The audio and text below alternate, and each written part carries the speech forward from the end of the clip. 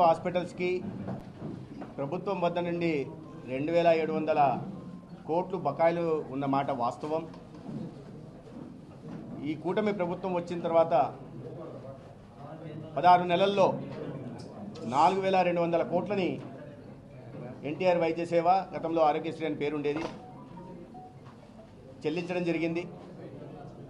అయితే ఉంటున్న 2700 కోట్ల బకాయిల్లో గత ప్రభుత్వం పెట్టిపోయిన 2500 కోట్లు బకాయిలు, ఈ ప్రభుత్వ హయాంలో ఉన్న 200 కోట్ల బకాయిలు, మొత్తం కలిసి 2700 కోట్లు ఏ ప్రభుత్వం పెట్టిపోయినా చెల్లించాల్సిన బాధ్యత తర్వాత వచ్చే ప్రభుత్వం మీద ఉంటుంది. ఆ విషయంలో నేను విభేదించడం లేదు.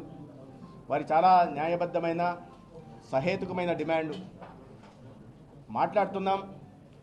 మొన్న ఒక 240 కోట్లు విడుదల చేయడం జరిగింది. కానీ కనీసం ఒక 500 కోట్లు విడుదల చేయాల్సిందిగా నెట్వర్క్ ఆసుపత్రుల అసోసియేషన్ నాయకత్వం కోరుతా ఉంది.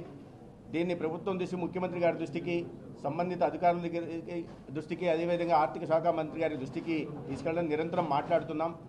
ఒకవైపు ఈ నెట్వర్క్ హాస్పిటల్ అసోసియేషన్తో మాట్లాడుతూనే రెండో వైపు కూడా ప్రభుత్వం దృష్టికి తీసుకెళ్ళి ఇటీవల ఈ సేవలు కొద్దిగా ఆగిన కారణంగా ప్రభుత్వ ఆసుపత్రుల్లో నిరంతరంగా అందుతున్నాయి, నిరంతరంగా ప్రభుత్వ ఆసుపత్రులకు ప్రజలు వెళ్తూ ఉన్నారు. అయినప్పటికీ ప్రైవేట్ ఆసుపత్రుల్లో కూడా ఇవాళ ఈ సేవలు అందాల్సిన అవసరం ఉంది. కాబట్టి ప్రభుత్వం దృష్టికి తీసుకెళ్తాం, యాజమాన్యంతో కూడా మాట్లాడుతున్నాం. అయితే ఒక మధ్య మార్గంగా ఇక్కడ నేను చెప్పలేను, కానీ ఒక ప్రత్యామ్నాయ మార్గం కూడా తీసుకొచ్చి శాశ్వత పరిష్కారం దీన్ని కనుగొనే దిశగా కూడా ఇవాళ ప్రభుత్వం ఆలోచిస్తూ ఉంది.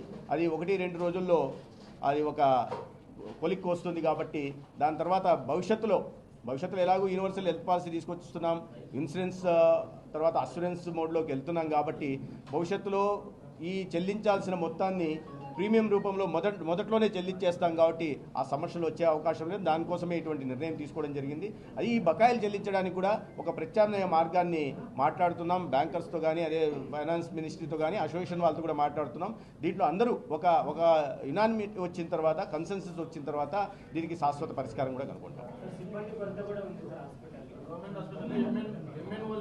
1400 హాస్పిటల్లో సిబ్బంది కొరత ఉంది మేము ప్రభుత్వంలోకి వచ్చినప్పటికీ.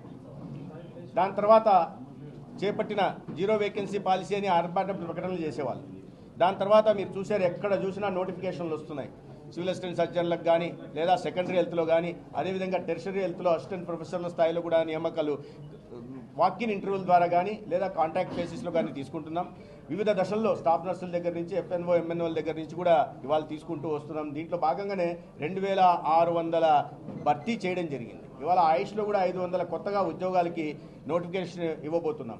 అదేవిధంగా ఎక్కడైనా ఎటువంటి కొరత ఉన్నా కూడా వాటిని కాంట్రాక్ట్ బేసిస్లో తీసుకోవడానికి సంబంధిత కలెక్టర్లకు కూడా ఇవ్వడం జరిగింది. ఎఫ్ఎన్ఓ ఎంఎన్ఓల కొరత కూడా ఉన్న నేపథ్యంలో వీరిని కూడా ఎక్కడికక్కడ డిస్ట్రిక్ట్ సెలక్షన్ కమిటీలో చేపట్టి ఆ అవకాశం ఉన్న వారికి, అర్హత కలిగిన వారిని నియామకాలు చేపట్టాల్సిందిగా ప్రయత్నం చేస్తున్నాం. ఇంకా చాలా పెద్ద ఎత్తున కూడా నియామకాలు చేపట్టాల్సిన అవసరం ఉంది.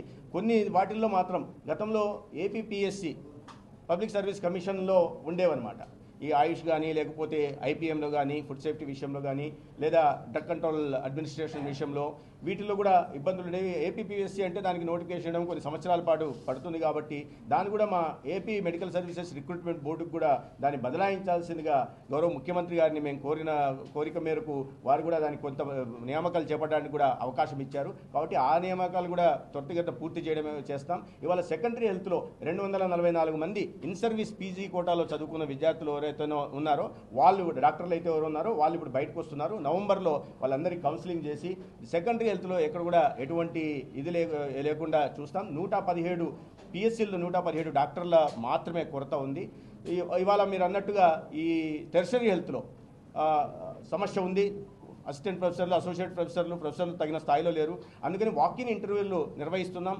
రెండో వైపు ఈ లాటరల్ ఎంట్రీ ద్వారా కూడా సెకండరీ హెల్త్ నుంచి టెర్షరీ హెల్త్కి కూడా నియామకాలు చేపడుతున్నాం.